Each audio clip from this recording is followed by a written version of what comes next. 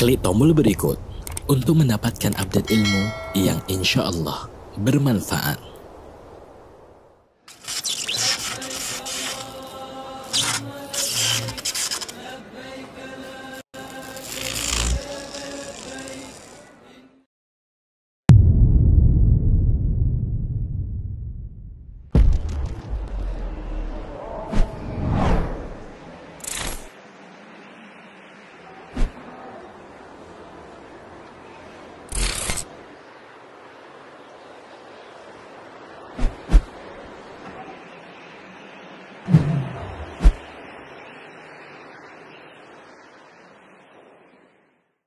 Jakarta Utara bisa di follow Instagram kami untuk mendapatkan kita. Bagi yang mau ikut bergabung atau ikut memakmurkan, silakan bergabung dengan taklim kita di Pademangan, Jakarta Utara. Nah, kita langsung saja mulai kajian bersama Ustaz. Sebelumnya kita salam dulu terhadap beliau. Assalamualaikum Ustaz. Waalaikumsalam warahmatullahi wabarakatuh. كيف حالك أستاذ؟ Alhamdulillah bikhair. Hayyakumullah. Kif sihatukum? Ustaz Indra, asakum bikhair. Aku Ustaz karena bukan Ustaz. Juga kalian. Nah Ustaz, waktu dan tempat kita silakan. Oleh tafadhol masduran muwafaqah. Barakallahu fiik. Jazakumullah khairan. Assalamualaikum warahmatullahi wabarakatuh. Alhamdulillah alladzi hadana lihada wa ma kunna linahtadiya laula an hadana Allah.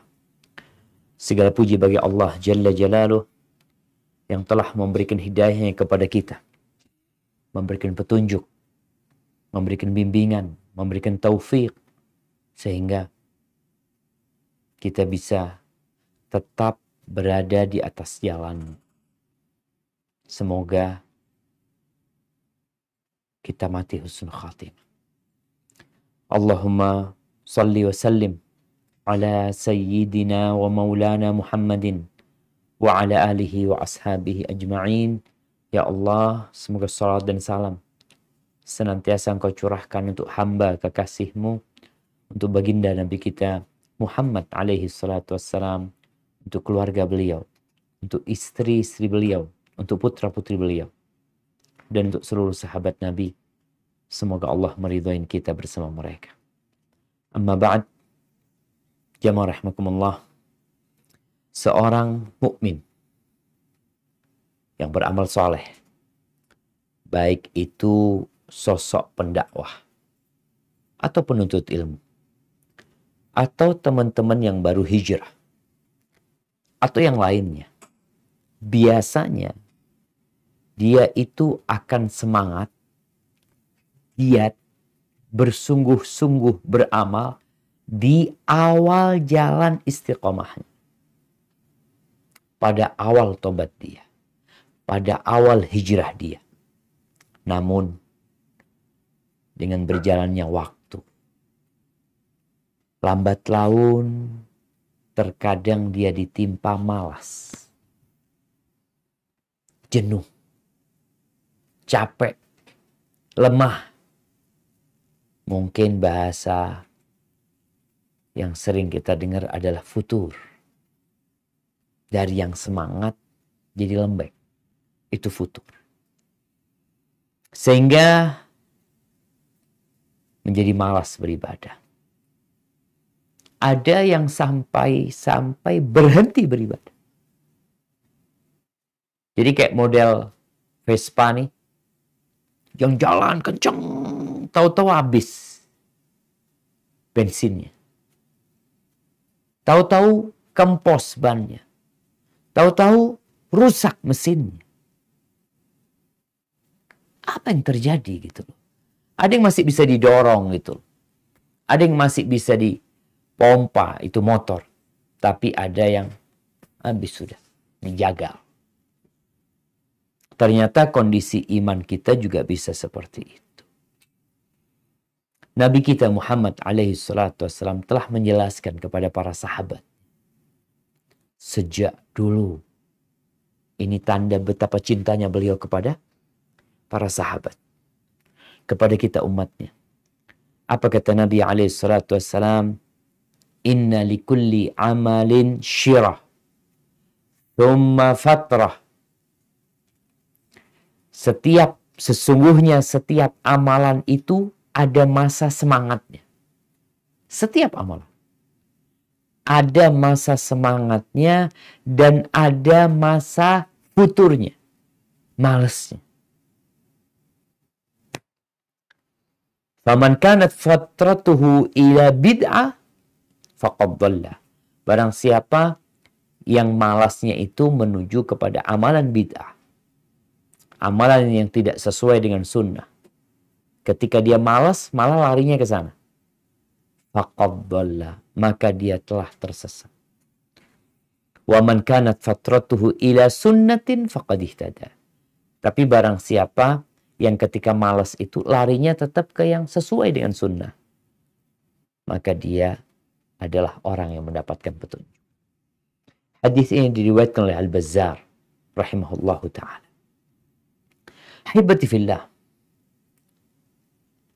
Ada beberapa ayat dalam Al-Quranul Karim yang menjelaskan kondisi manusia. Yang awalnya ya sungguh-sungguh bersemangat. Tapi setan gak pernah berhenti godain dia. Kadangkala dia terjebak dalam dosa.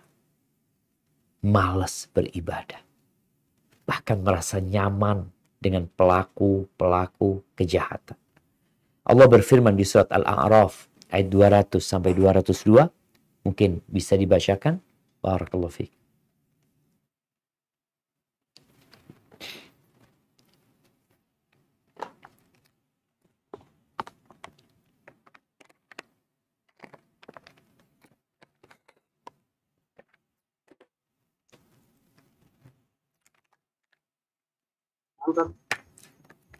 قال الله تعالى وإما ينزغنك من الشياطين نزغ من الشيطان. وإما ينزغنك من الشياطين من الشيطان. وإما ينزغنك من الشيطان نزغ فاستعذ بالله إنه سميع عليم.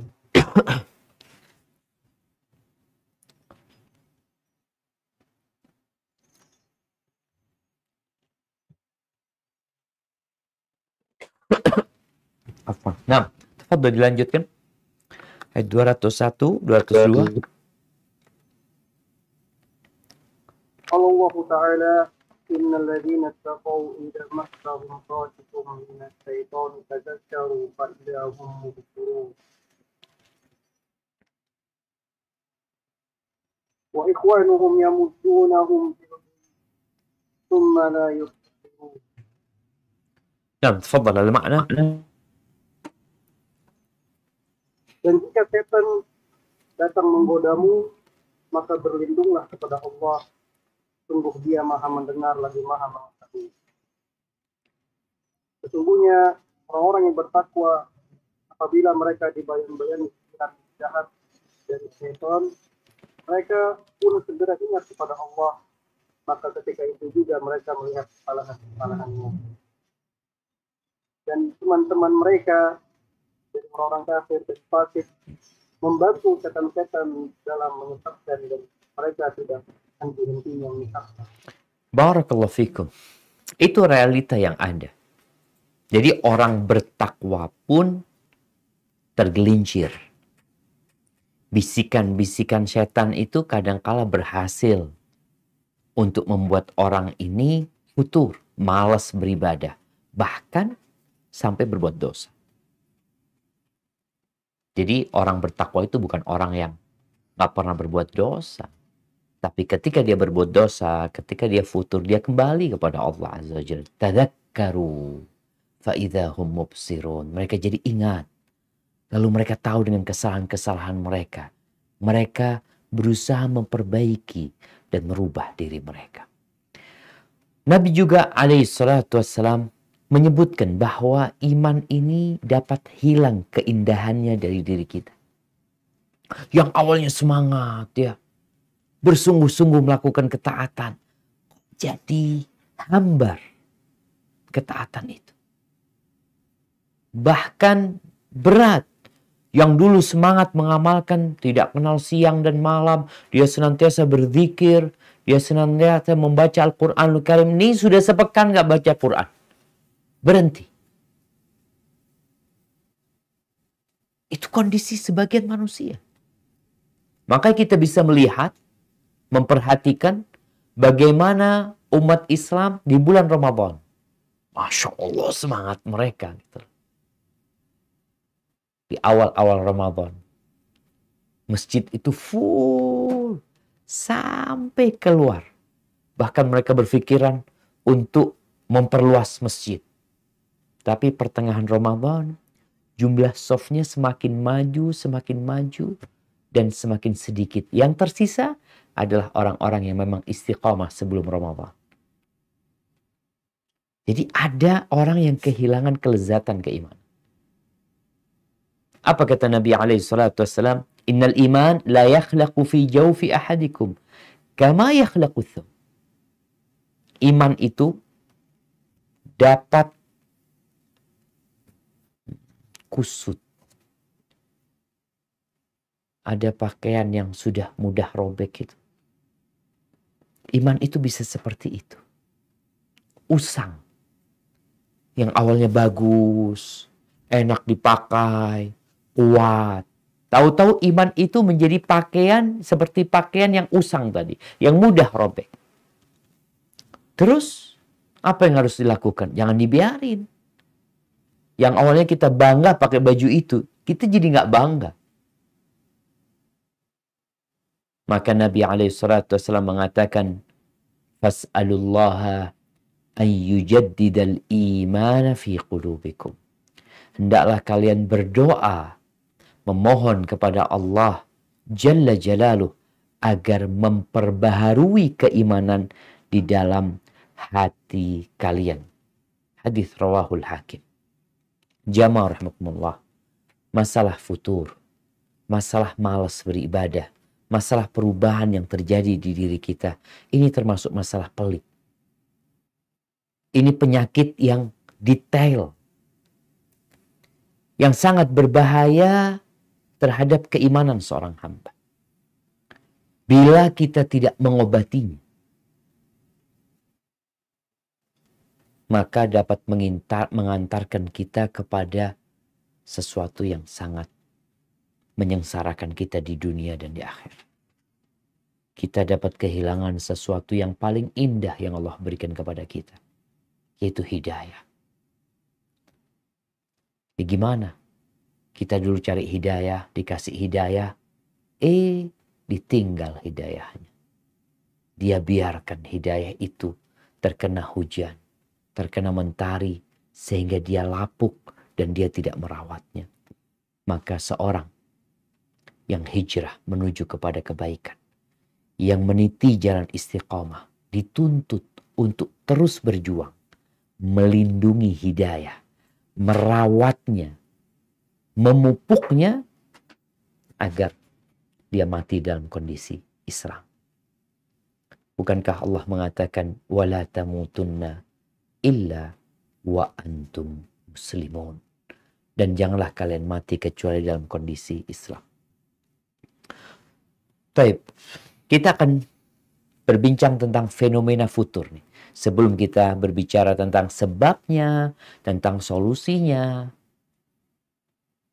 Fenomena yang kita lihat, kayak apa sih orang futur itu? Karena kalau bicara fenomena, ada nomena nanti yang menjadi penyebab. Dari sana kita baru bisa berbincang tentang solusi. Kalau sudah tahu sebabnya. Fenomenanya yang pertama, malas melaksanakan sholat. Malas. Dulu semangat. Sekarang jadi malas. Ibadah-ibadah yang lain juga malas. Ini yang pertama. Fenomena yang kedua, dia berpaling dari membaca Al-Quranul Karim. Nggak lagi ngaji. Quran yang dulunya ketika awal hijrah selalu ada di kantong dia. Yang mungkin sekarang selalu dia buka di handphonenya.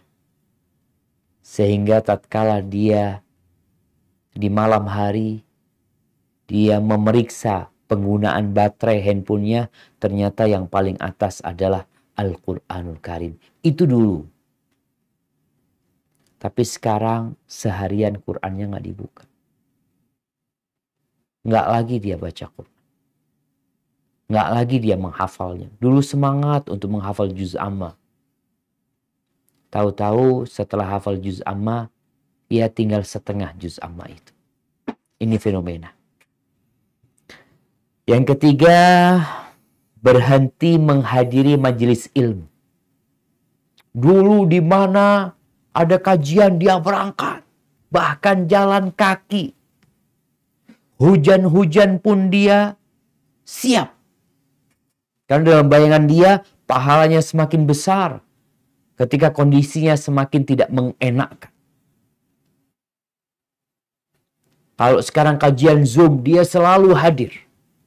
Pokok ada waktu dia sempatkan hal itu. Tapi sekarang nggak pernah setor muka lagi dia di kajian.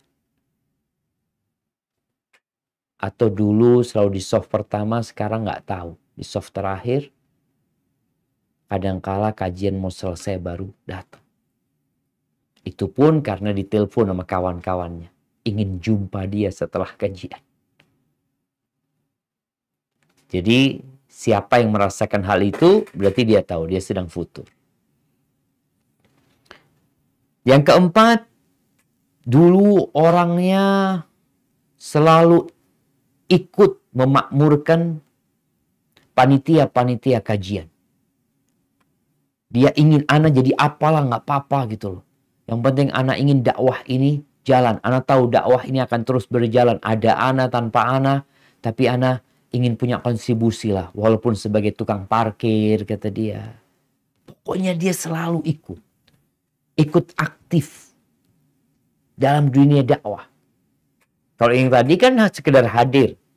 Tapi ada orang yang futur yang dulunya aktivis dakwah, yang dulunya selalu berusaha untuk mengkondisikan masjid, bahkan dia cari masjid untuk dakwah.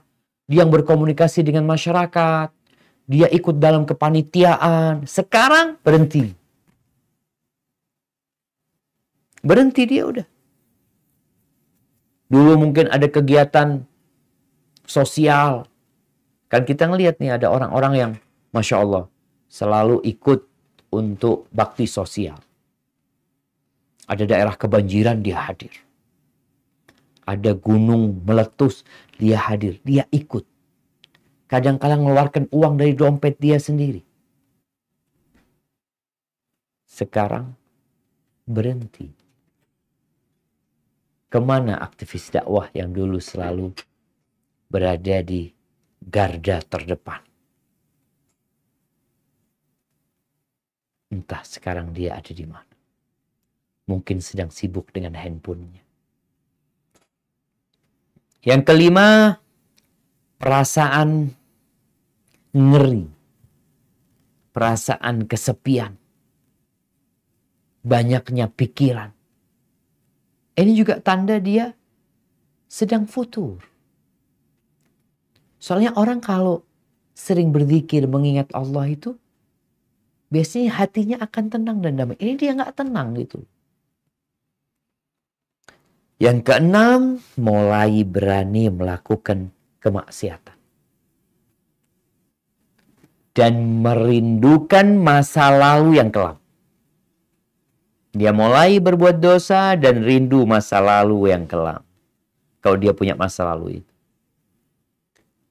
Dan yang ketujuh, dia rusaknya hubungan dia sama manusia, sama kawan-kawan yang baik. Mulai munculnya masalah-masalah antara dia dengan orang-orang yang dulu satu jalan. Ini tanda dia sedang futur. Ada dua kondisi orang futur. Setelah kita tahu fenomenanya, ya antum sekarang lihat. Ada dua kondisi. Antum termasuk yang mana? Antum kalau sudah bisa men-screening diri antum, udah tahu nih, mana sedang futur sekarang. Ada dua kondisi orang yang futur. Para ulama menjelaskan. Ibnu Qayyim juga menjelaskan hal yang pertama, dia malas melakukan ibadah. Berat buat dia melakukan ibadah ya. Yang sunnah-sunnah dia juga ya mulai berat melakukannya. Yang biasa sholat qobliyah, ba'diyah, yang biasa sholat malam, yang biasa sholat duha, yang biasa zikir pagi dan petang. Berat buat dia. Kemudian kejenuhan menuntut ilmu. Kegiatan-kegiatan yang butuh keseriusan, butuh kesungguhan. Dia malas sudah. Dia lebih memilih untuk santai. Dia memilih santai. Enggak lah, aku nggak mau capek-capek. Dia lagi mau santai. Dia nggak mau dikasih tanggung jawab. Dia nggak mau dikasih beban. Ya udah, dia anak ingin santai aja. Sebenarnya kondisi seperti ini kondisi yang normal. Kan Nabi SAW tadi udah sampaikan, setiap amalan itu ada masa semangatnya, ada masa malesnya. Itu manusiawi. Itu lumrah, wajar. Ya hampir semua orang ya. Tapi bagaimana sekarang kita menyikapi yang seperti ini? Yang pertama, kalau kita kondisinya seperti itu, hendaklah menyelamatkan yang wajib dulu. Jaga yang wajib. Udah yang sunnah-sunnah, jangan dulu. Kalau engkau merasa terbebani tadi, pokoknya yang wajib diselamatkan. Yang fardu. Sholat yang 5 waktu. Puasa yang Ramadan. Setelah itu, mulai kita perlahan-lahan pemanasan. Menambah dengan yang sunnah-sunnah. Yang ringan-ringan lah. Zikir mamanya. Dan menahan diri untuk tidak turun ke level yang lebih bawah lagi. Karena level yang lebih bawah ini, ya udah berbuat dosa. Ini belum berbuat dosa. Kondisinya dia tidak berbuat dosa, alhamdulillah. Tapi kondisi dia sedang ya malas melakukan ketaatan tambahan. Ya udah, pokoknya antum fokus dengan yang wajib dulu. Padahal dulu enggak. Jangan ditanya bagaimana dia dulu. Soft pertama selalu. Sekarang ya udahlah, yang penting sholat berjamaah. Jangan telat. Al-Imam Ibnul Qayyim rahimahullahu ta'ala memberikan penjelasan. Takhallulul fatarat lissalikin amrun la budda min. Hadirnya futur dalam masa perjalanan orang menuju kepada Allah, kata beliau, adalah perkara yang harus terjadi. Faman kanat fatratuhu ila muqarabatin wa tasdid. Barang siapa yang malesnya, yang futurnya, yang lembeknya dia itu, ya tetap dia melaksanakan. Dia mendekati, tetap mendekati yang baik-baik, yang benar-benar. Dan tidak mengeluarkan dia dari yang wajib. Dan tidak memasukkan dia kepada yang haram. Maka yang model seperti ini diharapkan dia kembali ke jalan lebih semangat lagi daripada yang dulu. Pokoknya tidak sampai tadi turunnya ke level yang paling rendah. Ali bin Abi Thalib, ini masih ungkapan Ibnu Qayyim. Ali bin Abi Thalib mengatakan, innan nafsa laha iqbalun wa idbar. Jiwa manusia itu ada maju mundur. Fa idza aqbalat fakhudha bil azima wal ibadah. Kalau dia sedang jalan ke depan, maka ajak dia dengan sungguh-sungguh dalam pelaksanaan ibadah. Jadi yang wajib-wajib, ajak dia. Wa idza adbarat, artinya ketika dia sedang datang nih, maka hendaklah kita berusaha untuk memperbanyak amal ibadah. Yang wajib dan yang sunnah sebenarnya. Apa saja amalan-amalan kebajikan, ajak dia untuk mengamalkannya. Karena dia sedang semangat, mau dia mengamalkannya. Wa idza adbarat fa'aqsirha 'alal fara'id wal wajibat. Tapi kalau dia sedang mundur, maka cukupkan dia untuk melaksanakan yang fardu-fardu, yang wajib-wajib saja. Sudah cukup, jangan dipaksain. Karena dia sedang capek tadi. Dia sedang mundur. Kalau dipaksain untuk yang sunnah-sunnah, akhirnya takutnya malah dia jadi benci sama ajaran agama. Ya udah, kasih tahu yang wajib-wajib dulu sama dia. Kondisi yang kedua, dia turun ke level yang lebih rendah lagi di mana dia meninggalkan yang wajib dan melakukan dosa-dosa besar.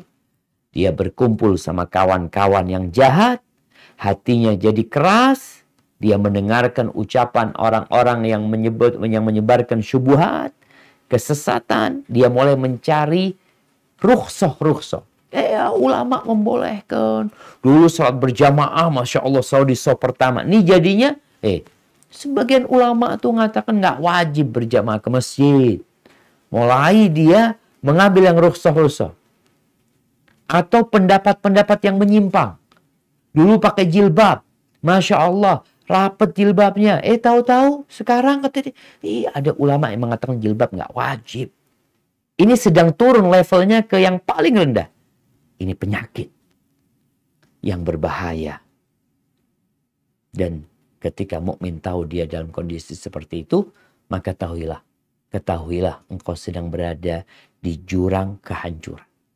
Sedang berada di mulutnya jurang. Kalau engkau tidak segera menyelamatkan diri, takut mati dalam kondisi seperti itu. Haibati fillah. Ya, kita udah tahu. Fenomena futur dan dua kondisi futur. Setiap kita hendaklah bercermin mengetahui dirinya sedang berada di mana. Apa faktor-faktor yang menyebabkan orang itu jadi futur? Jadi malas beribadah. Loyo. Ya, futur itu mungkin loyo. Orang yang semangat tahu-tahu loyo. Kayak orang yang olahragawan ya. Tahu-tahu Allah kasih demam sama dia, jadi lemes dia. Penyebabnya banyak. Kita akan sebutkan beberapa di antaranya yang paling penting yang untuk difahami. Yang pertama, ada sebab yang agamis. Urusannya karena agama. Apa penyebabnya? Ada orang yang di awal istiqomahnya, dia itu tidak mendapatkan pencerahan yang lengkap dalam urusan ilmu, amal, dan keyakinan. Jadi memang dia hijrahnya ini nggak lengkap gitu. Ya namanya orang tidak punya kelengkapan, kadang-kala dia akan futur. Kenapa disuruh menuntut ilmu? Supaya tadi hijrahmu lengkap. Orang itu kalau sudah sampai ke finish, nggak mungkin balik dia. Makanya kenapa kita dengar ada orang yang murtad. Murtad orang ini. Padahal dulu belajar sama Nabi SAW. Hafal beberapa surat. Sempat menuliskan wahyu buat Nabi SAW. Murtad dia. Kenapa? Karena memang dia mungkin secara kondisi hatinya, kesungguhan dia tidak menjalani jalan agama ini dengan sempurna. Atau dia berlebih-lebihan di awal ibadah dia. Memandang kepada masyarakat dengan pandangan yang meremehkan. Mudah menvonis orang lain. Ini orang kayak gini nih. Kalau semangatnya lagi tinggi, kayak gitu. Tapi kalau lagi futur, biasanya dia akan menyimpang. Dia nggak akan mampu untuk melanjutkan perjalanan. Apabila dia terkena satu musibah, ya, satu fitnah, biasanya dia akan lepas dari jalan istiqamah. Kenapa? Karena dia tidak membangun agamanya di atas pondasi-pondasi yang kuat. Maka ini penyebab pertama. Rasulullah SAW mengatakan dalam hadis Abu Hurairah radhiyallahu anhu, "Inna ad-dina yusr." Agama ini mudah. "Wala yushadda ad-din ahadun illa ghalaba." Tidaklah ada orang yang memberat-beratkan dirinya dalam beragama, melainkan dia akan terpelanting, dia akan terkalahkan. Karena dia sendiri yang memberat-beratkan urusan agama ini. Yang boleh dia haramkan. Enggak boleh. Enggak boleh, biarin boleh. Perkara engkau enggak mau, jangan diharamkan. Maka kalau ada orang yang berlebih-lebihan dalam agama ini, biasanya tadi dia akan terpelanting. Terus apa solusinya? Kata Nabi alaihissalam, fasaddidu, hendakkan berusaha untuk tepat sasaran. Wa qaribu, kalau nggak bisa mendekati sasaran. Wa abshiru, udahlah engkau bergembiralah. Ada kabar gembira buat kalian. Wasta'inu, hendaklah engkau meminta tolong bil ghudwati war rauha wa syai'in minad dulja. Dengan senantiasa mengingat Allah di pagi, di petang, ya, di malam hari, terus kita minta tolong sama Allah Jalla Jalaluh agar Allah memberikan bantuannya kepada kita. Limadha tashtari hadha thani? Yalla il'ab ونقصه. نعم بعدين خربان استوديو باب. جزاك الله خير حبيبي. نعم شكرا. نعم بعدين أنا أعطي يوسف. نعم طيب خليه هنا خلاص. طيب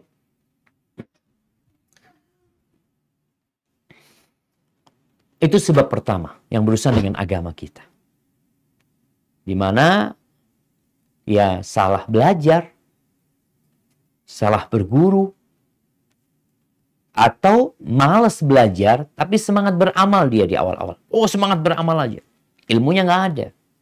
Nah, ini yang menyebabkan dia akhirnya naik, capek, turun dia. Seharusnya naik, berhenti di sini, udahlah santai dulu di sini, lanjutkan perjalanan. Sebab yang kedua, sebab kejiwaan. Ada orang yang diuji oleh Allah Azza wa Jalla dengan was-was, merasa dikucilkan oleh masyarakat, atau ada perasaan takut. Sedangkan beribadah ini harus takut dan berharap. Kalau takut terus, akhirnya putus asa. Berharap terus, dosa terus. Jadi kejiwaannya ini yang harus dibenerin. Dan kalau tidak diperbaiki, akan berpengaruh kepada agamanya dan dia akan tertimpa futur. Kalau terus-terusan bisa meninggalkan agama dia. Makanya kadang-kala ada orang yang murtad. Kenapa sih ya dia itu? Ada masalah kejiwaan kadang-kala. Sebab yang ketiga, sebab sosial. Ini kadang-kala ada orang-orang yang ya menghadapi permasalahan di masyarakat, ya, seperti seorang yang bujangan, lalu dia kepingin menikah. Ini jadi sebab, karena dia nggak bisa nikah, jadi futur. Kadang-kala orang tua, ini penting juga buat orang tua, ketika dia punya anak ya yang ingin menikah dan dilihat insya Allah dia udah siap, cuma mungkin dia masih kuliah. Sebagian orang tua kan berpikiran, biarlah selesaiin kuliahnya dulu, takut nanti kalau dia menikah, kuliahnya nggak selesai. Lebih baik dia menikah dahulu, daripada nanti imannya yang nggak selesai, agamanya yang berkurang. Dan insya Allah dengan harapan dia menikah, kuliahnya juga selesai. Karena dia jadi semangat, dia jadi punya istri, godaan-godaan yang ada dia bisa hadapin. Yang dulunya matanya jelalatan, dia jadi pandai menundukkan pandangannya.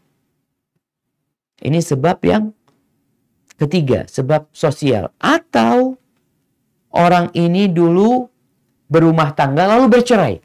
Ini jadi penyebab futur. Jadi dulu nih perempuan dijagain sama suaminya, sehingga dia bisa beribadah bersama, datang kajian bersama, ngaji bersama, sholat malam Masya Allah dibangunkan, puasa sunnah, tahu-tahu terjadi perceraian. Makanya kadang-kala bininya akhirnya lepas jilbab, udah nggak lagi ngaji. Ini permasalahan sosial. Atau kadang-kala suaminya dulu yang diajak oleh istrinya untuk ibadah, kemudian ada masalah, terjadi perceraian di antara keduanya, tahu-tahu mereka meninggalkan keistiqomahan, meninggalkan hijrah ini. Jadi ada orang yang awalnya bujangan menikah jadi futur. Itu juga ada. Sebelum menikah, Masya Allah, sholat malam terus ya. Puasa sunnah, udah nikah, nggak ada sholat malam lagi. Kenapa? Ternyata bininya ya males-malesan beribadah. Dia terpengaruh sama bininya. Atau sebaliknya. Ini menjadi penyebab futur. Yang keempat, sebab lingkungan. Jadi biasanya tuh orang awal hijrah, Masya Allah. Dia mengatakan, ana mau tinggal di rumah yang penuh dengan orang-orang soleh. Banyak kampung-kampung sunnah gitu ya. Dia pindah ke sana dengan harapan dia bisa lebih menjaga diri, keluarga, dan anak-anak. Kadangkala dia dipindah kerja. Ditinggalkan tuh kampung sunnah. Dia mendekati tempat kerjanya. Karena di sana dia belum matang, di kampung sunnah itu, dia belum matang dan belum keras ya, belum kokoh keimanan dia. Ketika dia pindah di lingkungan yang berbeda, ya dia berubah. Kadang-kala lingkungan tempat kerjanya. Dulu waktu kerja, alhamdulillah saat anak kerja, kawan-kawan anak udah pada ngaji semua, sholat berjamaah. Pindah lingkungan kerja, nggak sholat orangnya. Bahkan maksiat dikerjain. Kawan-kawan buruk pun akan mempengaruhi dia. Di sini biasanya dia akan mengingat masa lalu dia yang kelam. Oh enak dulu ya, waktu nggak benar itu. Ada orang yang seperti itu. Imannya turun, kemudian mengantarkan dia kepada ya futur. Bahkan futur yang di bawah level terendah. Nabi SAW mengatakan, innama ya'kul dhi'bu minal ghanamil qasiyah. Kita ngelihat enggak? Serigala itu memangsa domba yang ketinggalan. Tapi kalau domba itu dalam kelompoknya, nggak akan dia makan. Maka ini pentingnya lingkungan tadi. Singa, kita kadang-kadang sering lihat, anak kadang-kadang lihat video-video, film di savana sana ya. Ada rusa-rusa atau kijang-kijang yang sedang diburu oleh singa. Dia nggak akan memburu rusa yang dalam kelompok. Yang menyendiri yang dia akan buru. Dia tungguin mana yang menyendiri, itu yang akan dia santap. Begitu pula futur ini. Kalau antum masih dalam lingkungan yang baik, dengan kawan-kawan yang baik, biasanya akan terjaga. Tapi keluar, datang tuh syaitan. Sebab yang kelima, ekonomi. Ini menjadi sebab. Ada orang yang dari miskin ke kaya, ada yang dari kaya ke miskin. Ada orang yang awalnya miskin, ya Allah semangat beribadah. Allah kasih kekayaan kepada dia, Allah bukakan pintu rizki kepada dia. Subhanallah. Dia lupa dengan pengajian, nggak pernah hadir lagi di majelis ilmu. Dulu waktu miskin, Masya Allah. Sering bertanya kepada ustadz, duduk di sebelah ustadz, kenapa? Maafi fulus. Masih semangat dia untuk berada di jalan ini. Tatkala Allah bukakan pintu rizki kepada dia, imannya jadi turun. Ibadahnya jadi berkurang. Kehadiran dia di majelis ilmu, enggak lagi. Yang online aja enggak hadir. Apalagi yang offline. Ini penyebab ekonomi. Berubah jadi miskin ke kaya. Nabi SAW pernah mengatakan kepada para sahabat, Wallahi mal faqar akhsyalaikum. Demi Allah aku tidak takut kalian ditimpa oleh kefakiran. Aku nggak takut. Aku tidak mengkhawatirkan itu. Wa innama akhsha an tubsata alaikumud dunya. Yang aku takutkan, dunia ini dibentangkan buat kalian. Dibentangkan dunia ini. Yang dulu sempit, tahu-tahu dibentangkan. Orang kalau susah itu biasanya, ya udahlah, anak fokus bekerja, masih nafkah buat keluarga, nggak ada urusan mau liburan, mau ini itu nggak ada buat dia. Kenapa? Evolusinya cuma cukup buat itu. Ketika dibentangkan dunia, kata Nabi SAW, wa innama akhsha an tubsata alaikumud dunya kama busitat ala alladhina min qablikum fatanafasuha kama tanafasuha. Yang aku takutkan ketika dunia dibentangkan buat kalian, lalu kalian berlomba-lomba. Berlomba-lomba dia ini untuk mencari dunia. Bersaing, ambil sini, serobot sini, ambil sini. Pokoknya yang ada dalam benak dia, di mana ada peluang, ambil. Tapi nggak apa-apa sebenarnya. Tapi ternyata persaingan dan perlombaan itu menghancurkan kepada kehancuran kalian. Isi otaknya, isi jantungnya fulus. Maka dunia akan menghancurkan kalian sebagaimana menghancurkan orang-orang sebelum kalian. Ini sebab ekonomi. Maka ketika antum miskin, kemudian antum jadi lebih kaya lagi, antum perhatikan diri antum. Anda kok berubah ya? Apanya yang berubah? Coba lihat. Perlu introspeksi diri. Nggak pernah puasa sunnah lagi, Ustaz. Dulu Anda Senin Kemis, Ustaz. Iya, ini futur. Dulu Anda puasa 3 bulan, 3 hari sebulan. Ya, Anda istiqomah. Sekarang habis. Dulu puasa Senin Kemis, akhirnya karena sibuk dengan dunianya, puasanya jadi 3 hari. Alhamdulillah. Tahu-tahu habis puasa sunnahnya. Atau sebaliknya, dari kaya ke miskin. Ini teman-teman yang hijrah. Yang awalnya hidupnya nyaman ya. Kok gara-gara belajar agama, gara-gara hijrah, mobil hilang. Rumah hilang. Dulu punya rumah, sekarang ngontrak. Dulu punya mobil, sekarang motor aja. Dulu mau beli apa, tinggal keluarin duit. Sekarang mau beli harus nabung dulu. Sehingga dia terbebani dengan kondisi dia yang sekarang ini. Karena sibuk mencari fulus. Sekarang hanya untuk makan dia. Dulu dia bisa hadir kajian karena alhamdulillah fulusnya masih ada. Fulusnya habis, susah. Ini kadangkala mempengaruhi keimanan dia. Haibati fillah. Setan ini biasanya akan melihat ketika sedang lemah, maka dia akan hadir. Ini mumpung lemah ya. Jadi kesempatan memang kita lihat binatang yang sakit itu mudah untuk diserang oleh binatang lain. Tapi kalau dia kuat, nggak berani. Kadang-kala bisikan setan itu mengatakan, oh, kok kayaknya nggak ada gunanya hijrah nih. Coba engkau lihat. Fulusmu semakin habis ya. Engkau dikucilkan masyarakat, nggak lagi dihormati. Engkau sekarang kemana-mana, ya taksi. Dulu engkau, ya Allah ya, bisa lebih berbakti sama orang tua. Ini berpengaruh kepada keimanan seseorang. Bisikan-bisikan seperti itu, yaitu kadangkala dia akhirnya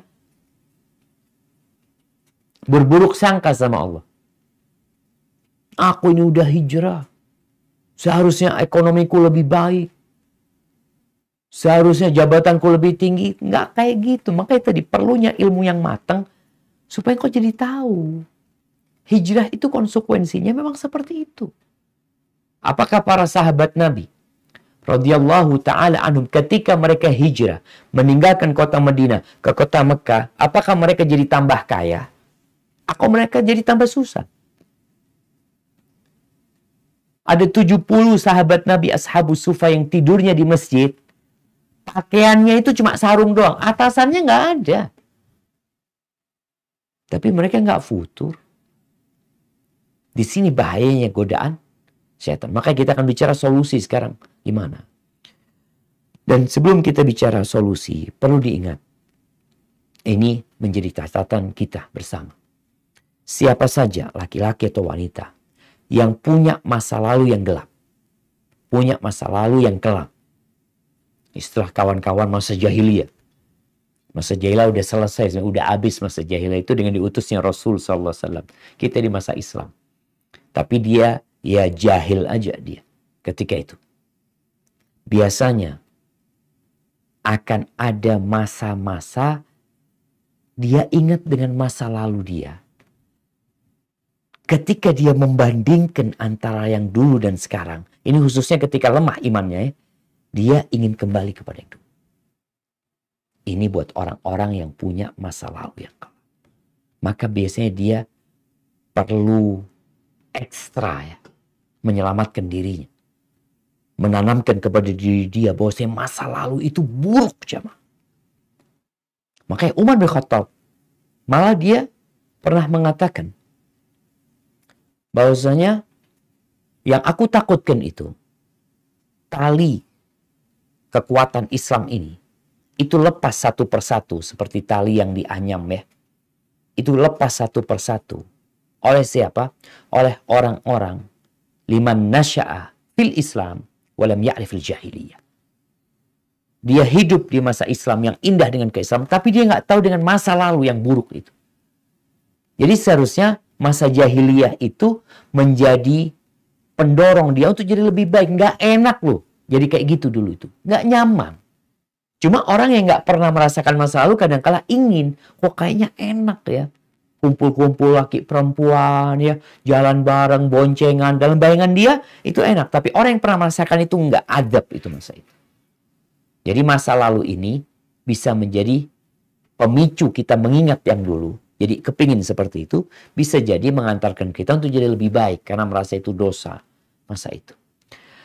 Apa solusi sekarang dari futur? Sebenarnya solusi itu mengikuti penyebabnya gitu loh. Orang kalau sakitnya sebabnya karena makan cabai, jangan makan cabai. Kalau sebab sakitnya itu karena dia sering duduk, kurang minum, maka solusinya olahraga, sering jalan, maka minum. Tapi ada solusi yang umum. Ini berkaitan dengan masalah futur ini. Yang pertama, berdoa. Ini solusi buat semuanya. Dengan jujur. Minta sama Allah. Ikhlas. Agar Allah memperbaiki kondisinya. Artinya ketika antum tahu antum sedang futur. Orang beriman tahu dengan kesalahan-kesalahan dia. Apa yang harus dia lakukan? Bermunajat kepada Allah. Minta. Dengan sungguh-sungguh. Memilih waktu-waktu yang mustajab. Tempat-tempat yang utama. Dan memaksa. Ketuk pintu Allah itu terus. Karena Allah itu suka. Dengan orang yang ketika berdoa bersungguh-sungguh dan dia maksa. Dia nggak berpindah dari pintu Allah sampai Allah bukakan. Dan Allah akan buka. Allah berjanji, ud'uni astajib lakum. Mintalah kepada aku. Pasti aku kabul. Dan sebenarnya kita tiap hari itu untuk menghadapi futur ini tiap hari kita berdoa. Ihdinas siratal mustaqim. Ya Allah tunjukkan kepadaku jalan yang lurus. Rabbil firli warhamni wajburni warfa'ni wahdini. Kita minta supaya dikasih hidayah. Ini ya Allah. Artinya sebenarnya kita terus minta. Tapi kadang-kala hati kita nggak hadir. Maka dalam masa futur, antum harus benar-benar menghadirkan hati dalam berdoa memohon kepada Allah Azza wa Jalla. Ada sebuah doa, ada banyak doa ya. Doa Nabi SAW. Ya muqallibal qulub, thabbit qalbi ala dinik. Wahai yang membolak-balikan hati, tetapkan hatiku di atas agama. Di surat Ali Imran, ayat 8, Allah menyebutkan doa para ulama. Ulama itu doanya kayak apa? Nah, silakan dibaca.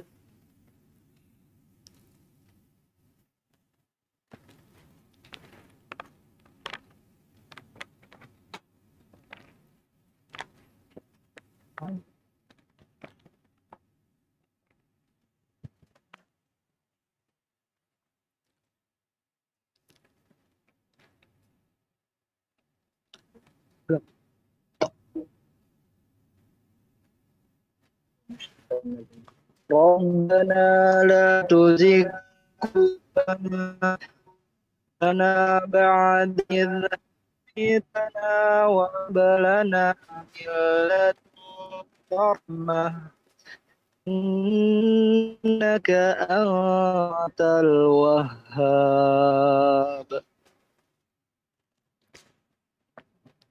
Artinya, Mereka berdoa, ya Tuhan kami, Janganlah condongkan hati kami kepada kesesatan setelah Engkau berikan petunjuk kepada kami, dan karuniakanlah kepada kami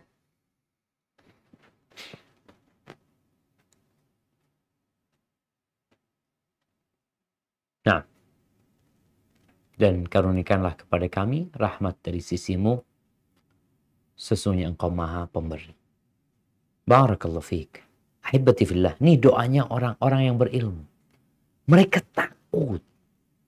Karena perjalanan menuju Allah ini panjang. Melelahkan. Tanpa bantuan Sang Pencipta, maka kita bisa tergelincir. Jatuh ke jurang. Nabi SAW, cobalah kita lihat apa sih doa Nabi SAW.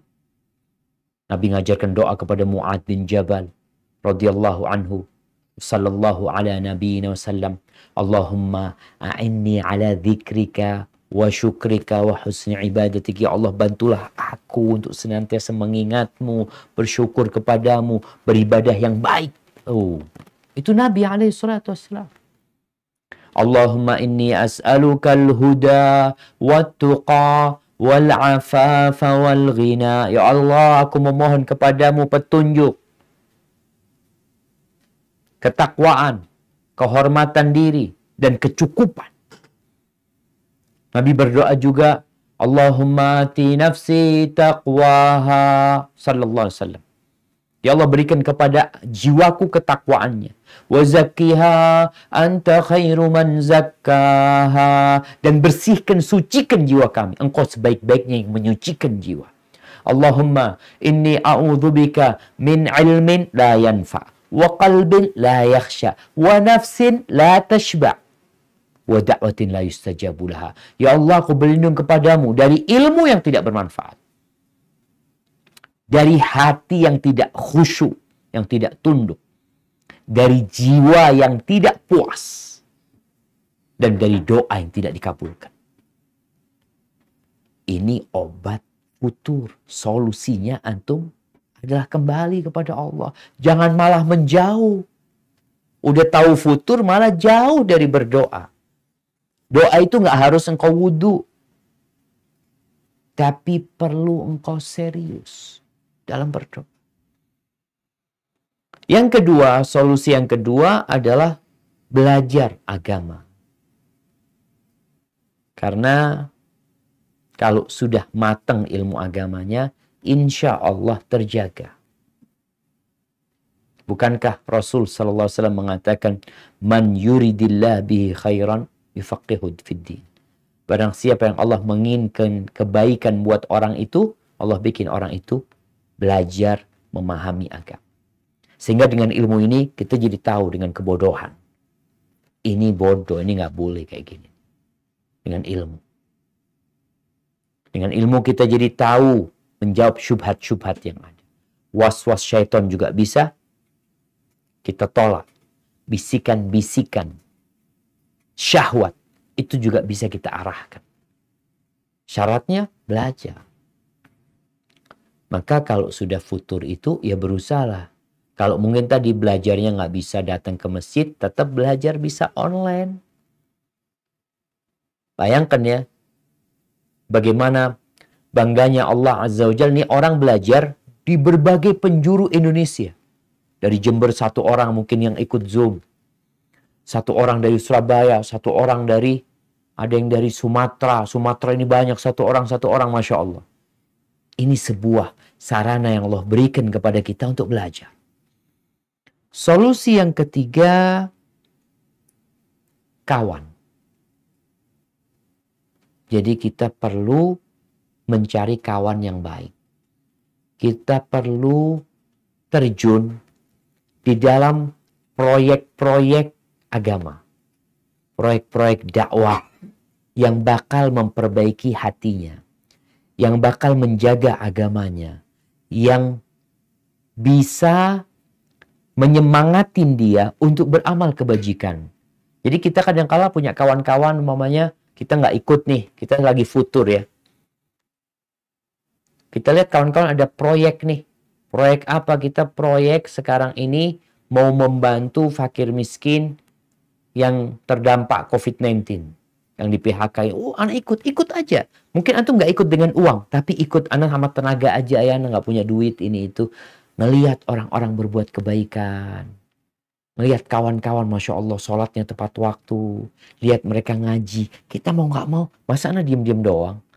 Kita biasanya akan ikut termotivasi untuk belajar, untuk ngaji. Kemudian kalau kondisinya pandemi nih, mungkin kita offline kegiatannya, alhamdulillah bisa kita menjalin hubungan via medsos. Tetap medsos ini dapat dimanfaatkan untuk kebaikan, untuk mencari kawan-kawan yang soleh, yang postingannya selalu menambah keimanannya, yang obrolannya selalu mengingatkan kepada Allah Azza wa Jalla. Di surat At-Taubah ayat 119, Allah memerintahkan orang-orang beriman bagaimana mereka menjaga keimanan mereka. Nah, silahkan. Ayat 119. يا أيها الذين آمنوا اتقوا الله وكونوا مع الصادقين. Wahai orang-orang yang beriman, bertakwalah kepada Allah dan bersamalah kamu dengan orang-orang yang benar. Masya Allah. Jadi bertakwa, lalu kita disuruh bergabung sama orang-orang yang benar, sama orang-orang yang jujur. Jadi jangan meremehkan kawan. Kita udah tahu futur, kawannya futur juga. Ya habis udah. Futur ketemu futur, futur double nih. Tapi kalau antum futur, terus berkawan sama orang-orang soleh, insya Allah antum akan terjaga. Hebatifillah. Kita lihat siapa kawannya Rasulullah SAW. Abu Bakar Siddiq. Siapa kawannya Abu Bakar? Rasulullah SAW. Umar bin Khattab. Itu sahabat-sahabat. Ketika mereka berkumpul, ya, bagaimana ceritanya? Alhamdulillah, mereka kita kalau lagi kumpul sama Nabi, dengerin kajian, oh iman kita naik gitu. Tapi kalau pulang kumpul sama istri, ngurusin proyek, ngurusin usaha, aduh biasanya lupa tuh apa yang disampaikan Nabi SAW. Ya, kita cari kawan-kawan yang baik. Sehingga akan selalu terjaga. Di surat Al-Furqan, ayat 27-29. Allah Jalla Jalaluh menyebutkan sebuah cerita yang akan terjadi di masa depan. Bagaimana ini sebenarnya kejadian di dunia. Bagaimana orang ini udah dapat hidayah. Udah dikasih hidayah. Udah berkawan sama Nabi SAW. Ada riwayat yang mengatakan dia adalah Uqbah bin Abi Mu'aid. Tapi ternyata dia berganti kawan. Awalnya berkawan sama Nabi Muhammad SAW, kemudian berganti kawan dengan Umayyah bin Khalaf. Kira-kira apa yang akan terjadi dengan orang ini? Mungkin kita bisa baca. Fadhal.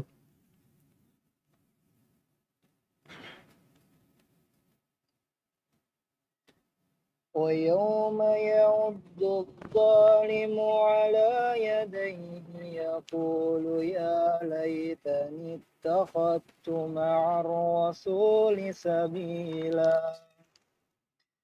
Dan ingatlah pada hari ketika orang-orang zalim menggigit kedua tangannya, menyesali perbuatannya, seraya berkata, wahai, sekiranya dulu aku mengambil jalan bersama Rasul. Lanjut ayat 28-29. Yauma ya waylata laitani lam attakhidh fa fulanan khalila. لقد أضلني عن الذكر بعد إذ جاءني وكان الشيطان للإنسان خذولا. Wahai celaka aku, sekiranya dulu aku tidak menjadikan si fulan itu teman akrabku. Sungguh dia telah menyesatkan aku dari peringatan Al-Quran. Ketika itu telah datang kepadaku, dan setan memang pengkhianat manusia. Barakallahu fikum. Iya, setan pengkhianat. Setan tuh nggak pernah ngasih nasihat. Setan memanfaatkan kawan. Dan dia berbisik kepada kita. Akhirnya kita terpengaruh sama kawan kita. Maka solusinya ketika futur, berganti kawan. Cari kawan-kawan yang baik. Kemudian solusi yang keempat, dia menghindari lingkungan-lingkungan yang rusak. Hindarin. Yang kadang-kala memang ada orang yang harus resign dari tempat kerjanya. Kayaknya kalau tetap kerja di sini kayaknya habis. Kenapa? Di tempat kerjanya memang penuh dengan orang-orang yang berbuat maksiat. Pindah. Cari tempat lain. Kecuali engkau mampu mengkondisikan. Aku tetap di tempat ini tapi aku kondisikan diri. Bahkan dia mewarnai lingkungannya. Namun yang kita bicarakan kalau dia sedang futur ya. Tapi kalau dia lagi semangat biasanya dia akan berusaha bagaimana tempat yang nggak baik itu jadi baik gitu. Tempat orang-orang yang maksiat bagaimana jadi orang-orang yang taat. Karena dia sedang semangat. Tapi sekarang kondisinya dia sedang futur gitu. Di tempat itu. Kalau tetap akan membahayakan keimanan dia. Kemudian yang kelima, hendaklah dia bersungguh-sungguh mengobati atau memperbaiki masalah dia sebenarnya. Apa masalah dia? Sebelum masalah itu jadi besar, tolong diperbaikin. Sejak kecil itu sudah diperbaiki. Kita tadi sebutkan kadang-kadang masalah ekonomi. Kadang-kadang masalah keluarga. Jangan sampai masalah itu menjadi besar. Jadi kalau memang umpamanya dosa yang kau lakukan, jangan tunggu tobatnya nanti. Segera bertobat gitu. Kalau memang ini penyebabnya. Karena secara umum itu yang menyebabkan iman bertambah adalah ketaatan, yang menyebabkan iman turun itu adalah kemaksiatan. Maka hendaklah kita berusaha ketika masalahnya dosa nih, masih kecil, udah ditutup, jangan dilanjutkan. Kadang-kala ada orang yang ketika futur, dia mulai chatting sama akhwat ya, chatting, ngobrol, nanti ketemu, ini bahaya kalau dibiarin. Tapi seharusnya kau potong. Enggak, sudah. Sebelum ini mengantarkanku kepada kemaksiatan yang lebih besar lagi. Kemudian jangan menunda-nunda mengobatin masalah. Tobat pun jangan ditunda-tunda. Kemudian yang keenam, solusi yang keenam, kita perlu konsultasi sama orang-orang yang berilmu. Tanya sama mereka, ceritakan kondisi kita memang sedang futur ini itu, mungkin dikasih nasihat, mungkin dikasih pencerahan, dikasih arahan, itu penting. Sebagaimana para sahabat Nabi, mereka datang kepada Nabi SAW. Mereka menanyakan tentang masalah mereka, minta nasihat sama Rasul SAW. Bagaimana ada yang dikasih nasihat, la taqdub, jangan marah. Ya. Ini solusi. Sehingga kita mendapatkan arahan dari orang-orang yang memang di bidangnya. Kemudian solusi yang ketujuh, engkau berusaha untuk menjalankan semua sebab yang mengangkat keimanan, yang memperbaiki hati. Apa aja? Membaca Quran, zikir tadi salah satunya, ziarah kubur ya.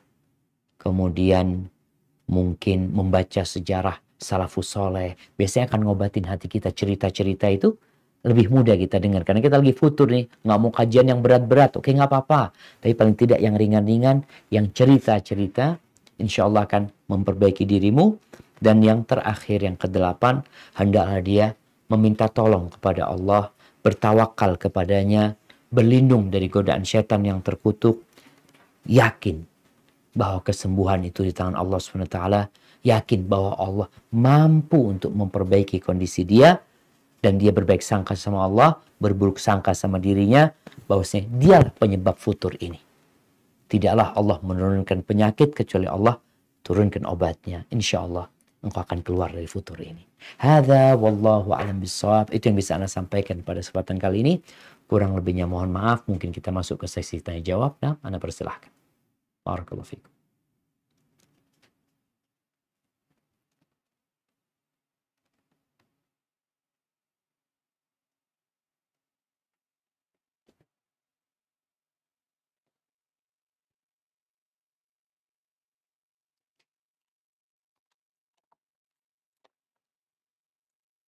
Belum terdengar suaranya, Ustaz Indra.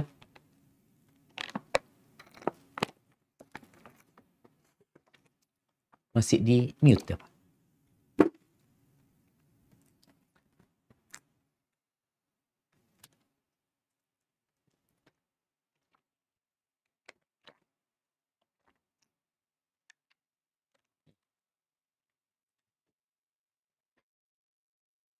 Nah, Ustaz, ada nggak, Ustaz?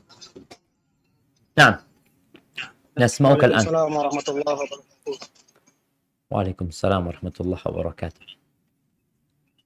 Jazakallah khairan, Ustaz, atas penyampaiannya yang sangat bermanfaat sekali. Ini ada pertanyaan dari jemaah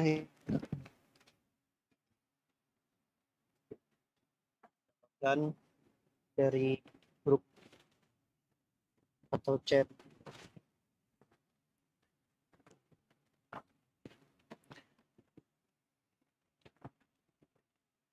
Dan itu adalah seorang jemaah saya adalah seorang santri dari Mahat Tahfiz yang rajin menghafal dan menyetorkan hafalan Al-Quran. Tetapi ketika hari libur datang, handphone dibagikan masing-masing. Sehingga di saat itulah masa futur datang. Pertanyaannya Ustadz, bagaimana cara mengatasi futur karena HP atau handphone yang ada di tangan kita?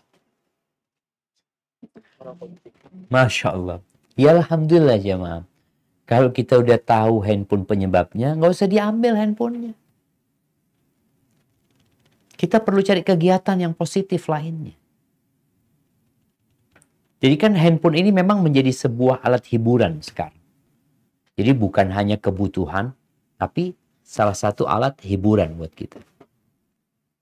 Itu yang terjadi. Maka tatkala kita melihat ternyata hiburan yang kita dapatkan dengan memegang handphone ini ternyata anak malah futur, malah tambah dosa, maka jangan pegang handphone. Kecuali tatkala butuh. Sekarang kan diberikan handphone itu bukan karena kebutuhan, tapi karena liburan. Bagaimana kita, ya orang tua juga berusaha ya. Anak-anak nih handphonenya diambil. Ketika dia butuh, kita kasih fadhol. Kau butuh, fadhol. Tapi kalau tidak, subhanallah jamaah, handphone ini, dulu, Anda masih ingat, ketika handphone jadul itu, ada permainan game. Game ular. Game ular, ular makan ya, kemudian jadi besar. Ya udah, mungkin 5 menit, 10 menit udah bosan. Selesai udah. Tapi sekarang 24 jam game itu ada yang baru. Jadi antum bermain lagi. Nggak ada bosannya karena memang berganti. Apalagi ada game online yang kita bisa sama kawan-kawan rame-rame gitu ya. Nggak ada berhentinya. Terus gimana caranya? Ya kita yang memberhentikan. Mau pegang handphone, kasih waktu. Memang nggak ada yang ngatur, Ustaz, kita udah dikasih nih handphone nih. Maka ketika itu, engkau atur waktu. Aku akan pegang handphone jam sekian sampai jam sekian. Setelah itu, matikan. Selesai sudah.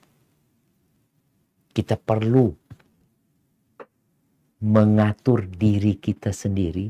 Dan kita nggak boleh kalah sama syahwat dan nafsu kita. Kemudian bikin kegiatan-kegiatan yang lainnya. Jadi harapan kita memang ya Allah ya. Anda juga merasakan bagaimana handphone ini mengganggu ya.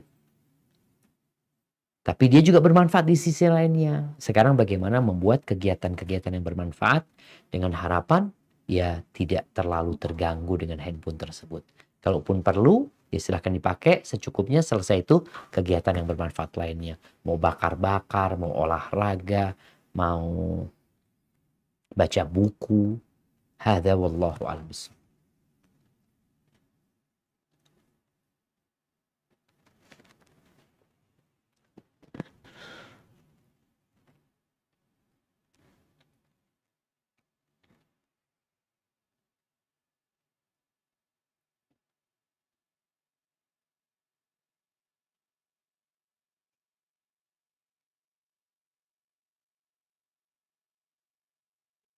Nah, tafadhal Indra. Suaranya belum terdengar Ustaz Indra.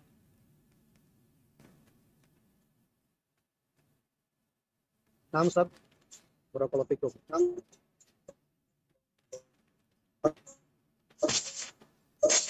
Ustaz, dengerin suara Ustaz. مسموع تفضل حبيبي. Pertanyaan berikutnya, memiliki dahulunya bercadar, kemudian sering berjalannya waktu dia melepas pakaian syar'inya, kemudian qadarullah berpacaran. Bagaimana cara menasihati teman kita yang sedang futur seperti itu, Ustaz? Nah, barakallahu fikum. Ya, sebelum kita nasihatin kawan kita yang futur tadi, maka kita teman yang baik akan melakukan diagnosa tentang penyebab futur dia. Kalau fenomenanya udah kelihatan. Fenomenanya udah kelihatan di mana dia di mana dia jilbabnya dilepas, pacaran. Yang dulunya dia Masya Allah pakai cadar, ya sekarang dilepas jilbab syar'inya. Maka kita lihat, nomenanya itu apa? Sebabnya itu. Bisa jadi sebabnya ekonomi, sosial, agama, lingkungan, kawan, ya cari tahu sebabnya. Dari situlah kita dapat memberikan nasihat kepada dia. Kalau masalah ekonomi, bagaimana kita menceritakan kepada dia tentang sahabat-sahabat yang sulit secara ekonomi. Kalau bicara mungkin sebabnya keluarga, ya juga kita ceritakan kepada dia. Ada sahabat-sahabat yang diusir sama keluarganya, yang dikucilkan. Jadi memang kita perlu tahu dulu sebabnya itu apa. Ada nasihat umum buat dia. Maka karena kalau masalah ilmu, dia ini memang Ustaz dulu ketika awal hijrah, ya dia cuma berganti penampilan aja sih sebenarnya. Secara keilmuan nggak serius dia nuntut ilmu. Sehingga dia mudah terpengaruh syubhat-syubhat dan syahwat-syahwat yang ada. Maka bagaimana sekarang untuk mengajak dia untuk belajar. Yuk ngaji yuk, yuk belajar yuk. Ayolah sekali-kali umpamanya kita bicarakan, mungkin sepekan sekali. Diajak diskusi, diajak ngaji bareng, tadarus ya. Dengan harapan ilmunya dia itu, jadi dia semakin mengerti gitu loh. Mudah-mudahan dengan cara seperti itu, sambil dimotivasi, dikasih tahu tentang balasan-balasan yang Allah jelaskan buat orang-orang yang bertakwa. Atau diajak ziarah kubur juga. Insya Allah dia akan jadi lebih baik. Hadza wallahu a'lam bishawab. Nah.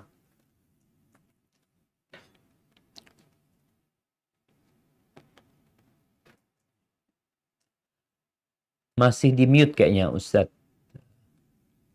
Nah, Ustaz. Nah, apa? Ini ada pertanyaan mungkin dari interaktif, Ustaz. Mungkin bisa kita persilakan buat Baik Maulida. Silakan kalau ingin bertanya secara langsung. Bismillahirrahmanirrahim. Assalamualaikum warahmatullahi wabarakatuh, Ustaz. Waalaikumsalam warahmatullahi wabarakatuh. Ahlan wa sahlan. Tafadhali. Mohon izin bertanya, Ustaz.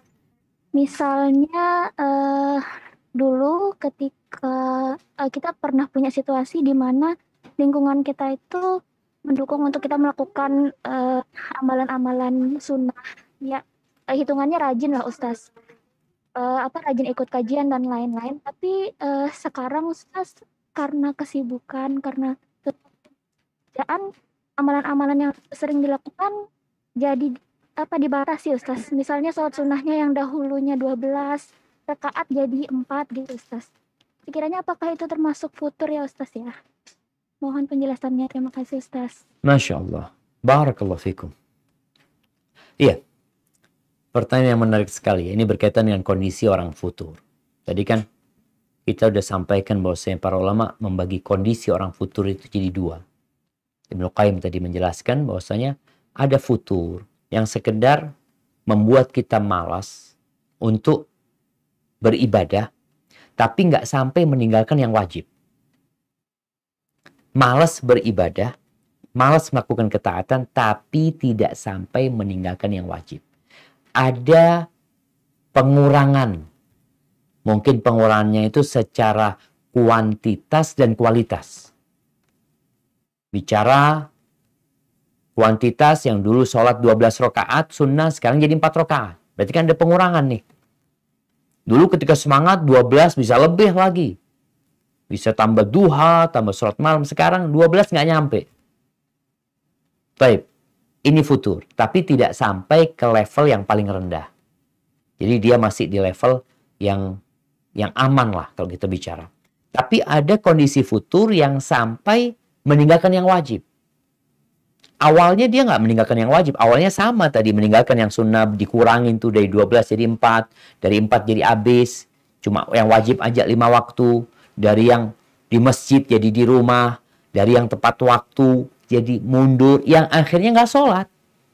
Seperti itu kondisinya. Jadi kalau dikatakan apakah tadi futur? Iya, termasuk kondisi futur, tapi yang masih di level aman ya. Kemudian tadi juga diarahkan oleh Ibnu Qayyim, jadi ketika memang kondisinya sedang, atau ucapan Ali bin Abi Thalib ya, sedang males nih, tolong jangan dipaksain. Tapi fokus kepada yang wajib. Ketika semangat, kita dorong dia untuk mengamalkan banyak yang sunnah. Tapi ketika lagi capek, males, ya berusaha untuk mencukupkan diri dengan yang wajib-wajib. Sambil mengembalikan semangat itu. Seperti orang yang sakit lah. Jadi orang semangat ya. Dia mungkin lari ini itu kuat ya. Ketika dia sedang lemah kondisinya, jangan dipaksain. Kalau dia maksain, biasanya tambah ambruk dia nantinya. Hadza wallahu a'lam bishawab.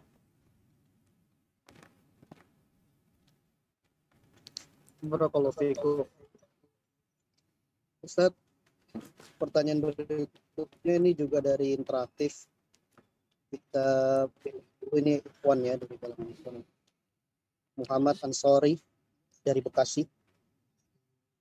Tafadhol.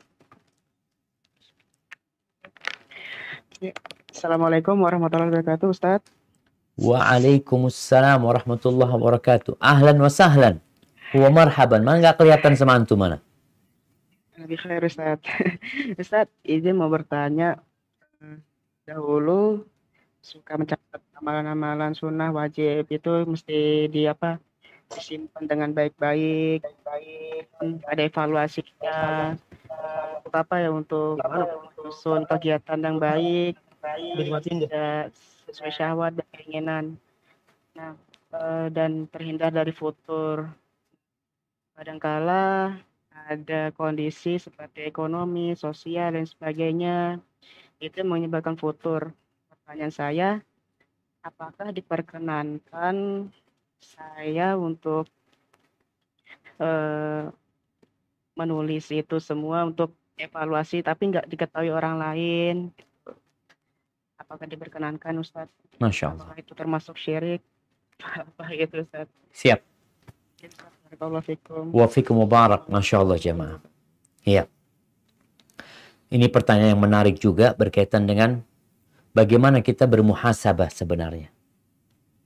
Memang di antara cara muhasabah itu adalah membandingkan nikmat yang Allah berikan dengan dosa yang kita kerjakan.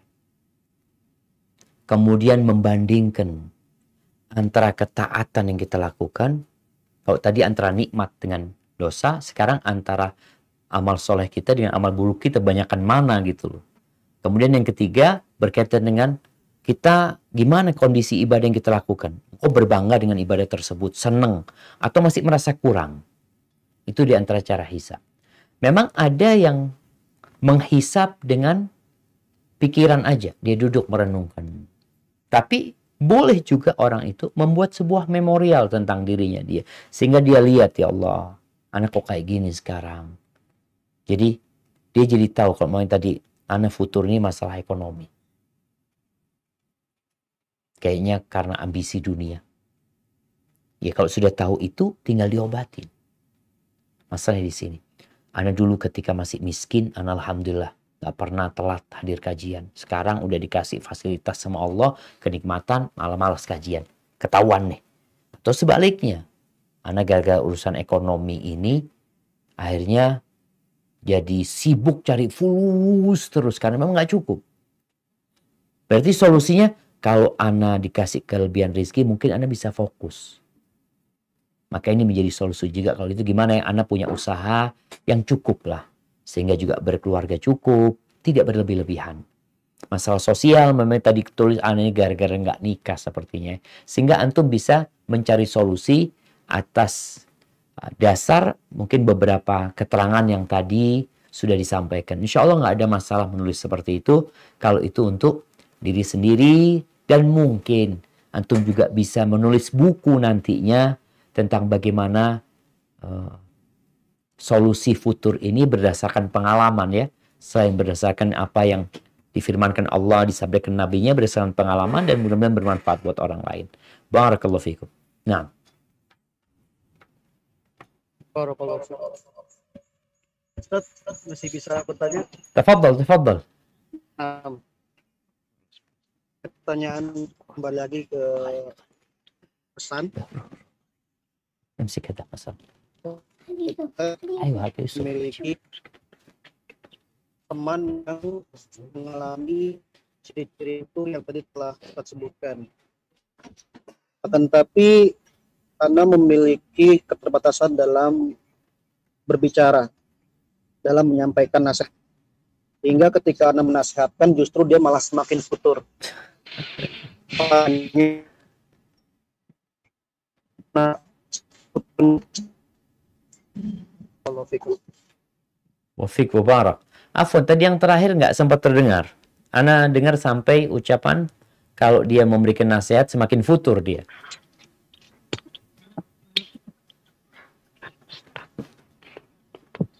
Akan berdosa karena menyebabkan dia lebih futur. Apakah dia berdosa gitu gara-gara nasihat dia kemudian dia jadi lebih futur? Mungkin seperti itu, Ustaz Indra. Nah, baik, barakallahu fiik jemaah. Iya. Makanya kita itu nggak boleh sembarangan memberitahu orang. Ada ilmunya. Jangan sampai kita ingin mengingkari sebuah kemungkaran yang menimbulkan kemungkaran yang lebih besar.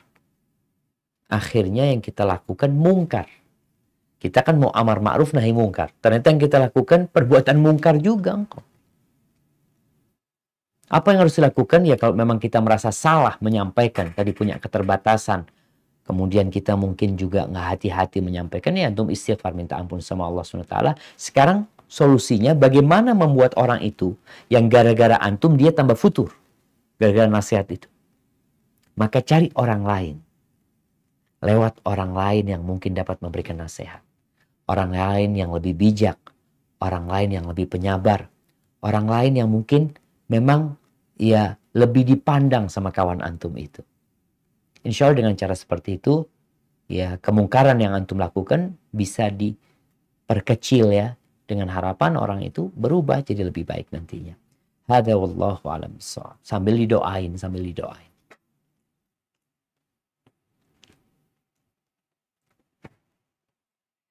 Nah, Ustaz barakallahu fikum, ini ada pertanyaan lagi dari berbagai pertanyaan yang kita sarikan datang chat Zoom dan Ustaz, kami adalah orang tua. Assalamualaikum Ustaz, kami adalah Waalaikumsalam orang tua yang menyekolahkan anaknya di pesantren. Akan tetapi tatkala pandemi datang, anak-anak dipulangkan dan belajar di masing-masing secara daring. Karena tapi kami malah ketika anak-anak kami belajar secara daring, justru malah semakin malas dan kukuh. pertanyaan bagaimana nasihat antum cara kami membina anak-anak kami yang putur tatkala dipulangkan karena COVID ini, Ustaz. Masya Allah. Barakallahu fikum. Kayaknya masalah ini masalah bersama jemaah. Ini pertanyaan mewakili banyak orang tua. Ana pun mungkin melihat hal itu. Anak-anak semua di rumah. Ya, kegiatan ngajar mengajar itu yang ada sepertinya hanya transfer ilmu. Sedangkan untuk pendidikan, untuk lingkungan, untuk motivasi dari melihat kawan-kawan yang lebih semangat, itu nggak dapat dia di rumah. Apalagi kalau rumahnya ya memang ya kadang-kadang ada yang rumahnya kecil ya. Dia di situ ubek-ubek aja sama anaknya, juga bosan dengan kondisi yang ada. Jadi orang tua juga jenuh, anak-anak sebenarnya juga jenuh. Maka kondisi yang seperti ini kalau tanya solusinya, hendaklah kita berdoa memohon kepada Allah dengan sungguh-sungguh agar Allah mengangkat COVID-19 ini. Berdoa. Mohon sama Allah SWT. Anak-anak diajak berdoa. Sampaikan kepada mereka. Kita kan nggak suka kondisi seperti ini. Kita hendaklah terus tiap hari berdoa mohon sama Allah supaya diangkat COVID-19 ini. Kemudian juga orang tua berusaha untuk lebih dekat sama anaknya. Ngobrol sama anaknya, makan bersama anak-anaknya. Yang mungkin dahulu jarang dikerjain, sekarang bisa dikerjain bersama anak-anaknya ya. Sambil memohon kepada Allah SWT supaya mereka mendapatkan hidayah, bikin kegiatan-kegiatan yang positif. Mungkin bisa anak-anak diajak jalan-jalan kalau jenuh, ketemu kawannya mungkin yang aman dari COVID-19. Karena kadang-kadang anak-anak ini memang jenuh di rumah gitu loh. Karena dia masih anak-anak yang biasa berkumpul sama kawan-kawannya. Sama orang tua, oke lah, ngobrol sama orang tua, cerita-cerita, tapi nggak bisa lama. Dia perlu yang seumur sama dia kadang-kala untuk cerita hal-hal yang disenengin sama mereka. Maka mungkin itu beberapa solusi. Dan sekali lagi kita berdoa memohon kepada Allah Jalla Jalaluhu dengan nama-namanya yang indah, dengan sifat-sifatnya yang mulia, agar Allah mengangkat wabah ini dan mengembalikan kita untuk hidup lebih baik dan lebih taat kepada Allah. Hadza wallahu a'lam bissawab. Barakallahu fikum. Barakallahu fikum. Ustaz masih bisa bertanya lagi, Ustaz? Kayaknya mungkin pertanyaan terakhir Ustaz Indra.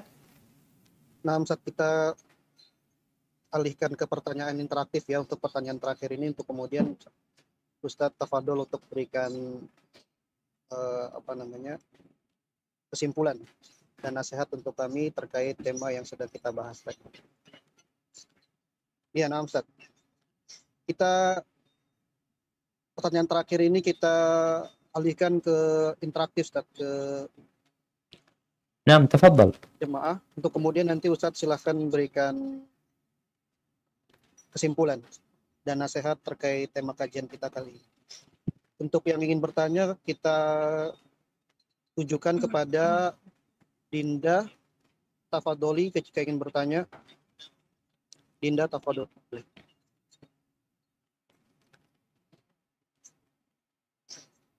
Dinda Tafadholi. Nah, ya tidak ada, kita ke yang lain, ke Ummu Ahmad Tafadholi.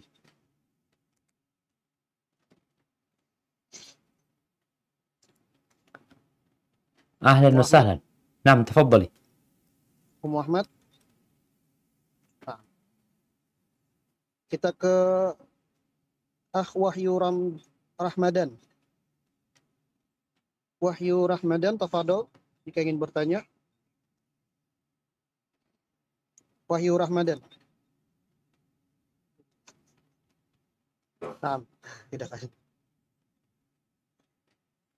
Ria Kaizia. Tafadholi jika ingin bertanya. Wahyu Ramadan. Oh, nah. Nah, Wahyu Ramadan. Tafadhol Wahyu Ramadan. Assalamualaikum warahmatullahi wabarakatuh, Ustaz. Waalaikumsalam warahmatullahi wabarakatuh. Ahlan wa sahlan wa marhaban bikum. Tafadhal ya Wahyu. Semoga Allah memberkahi Ustaz, kemudian keluarga Ustaz, kemudian Allahumma tim dan juga seluruh orang yang ada mengikuti kajian. Allahumma amin.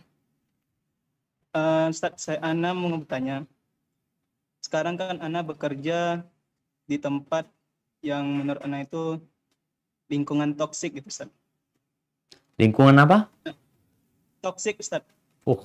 Jadi Jadi lingkungannya itu banyak sekali gibah di sana, kemudian kezoliman dari atasan ke bawahan, dan sebagainya.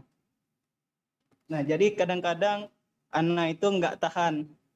Kebetulan Ana juga punya beberapa anak buah, jadi kadang-kadang Ana tak tahan karena ada kaduan dari anak buah ini kepada saya gitu. Kaduannya mengenai kezaliman dari atasan ke bawahan. Di satu sisi Ana juga berada di posisi manajemen. Di Ya. satu sisi juga Ana memimpin operator tadi. Nah, jadi Ana bingung mau menyikapinya bagaimana. Karena kalau misalnya Ana ikut operator, berarti Ana mengikuti gibah mereka. Sedangkan kalau misalnya Ana mengikuti manajemen, berarti Ana juga secara nggak langsung juga mengikuti kezaliman. Bagaimana? Ana juga bingung gitu. Dan Masya Allah. bagaimana cara Ana menyikapinya gitu. Siap. Barakallahu fiik, Wahyu ya. Alhamdulillah jamaah.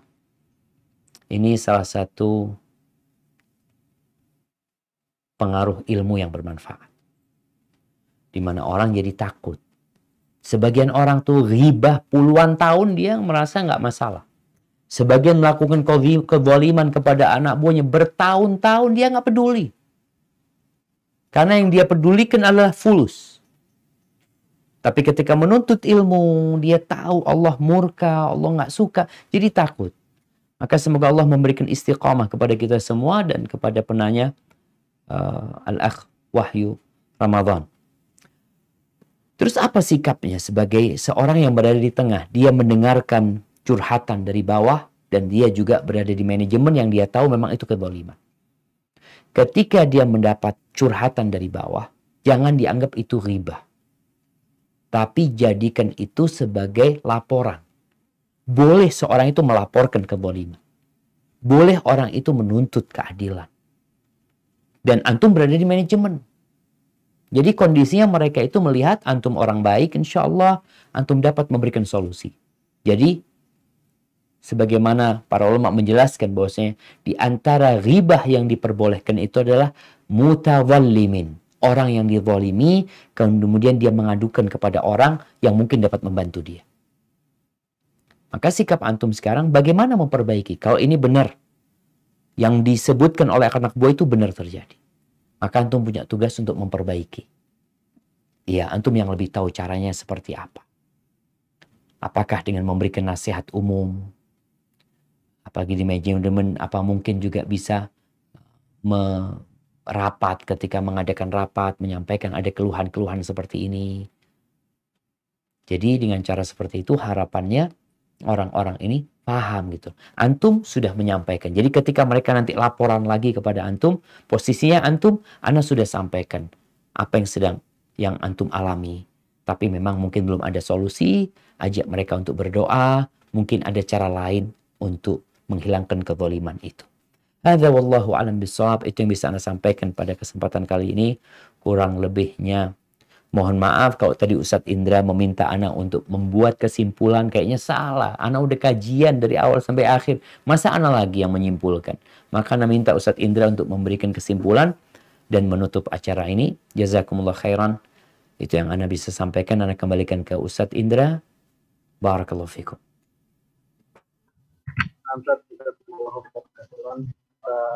Partisipasinya mengisi kajian di pekan kali ini dengan tema pembahasan yang sangat menarik sekali.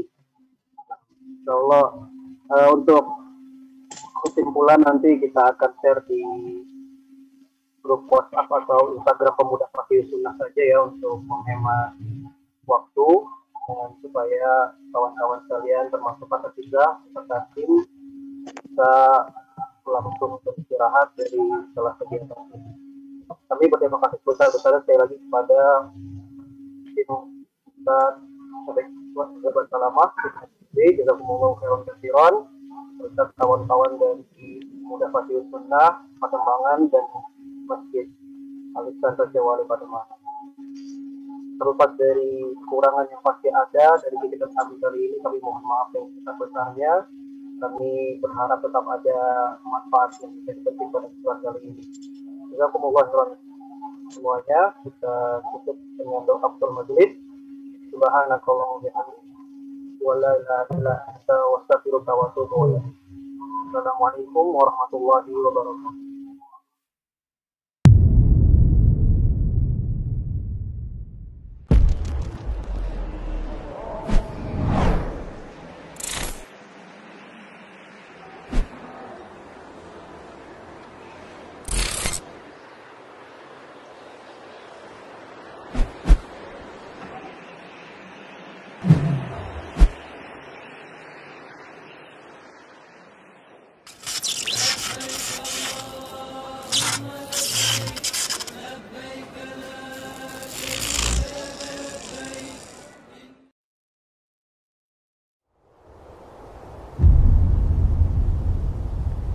Klik tombol berikut untuk mendapatkan update ilmu yang insya Allah bermanfaat.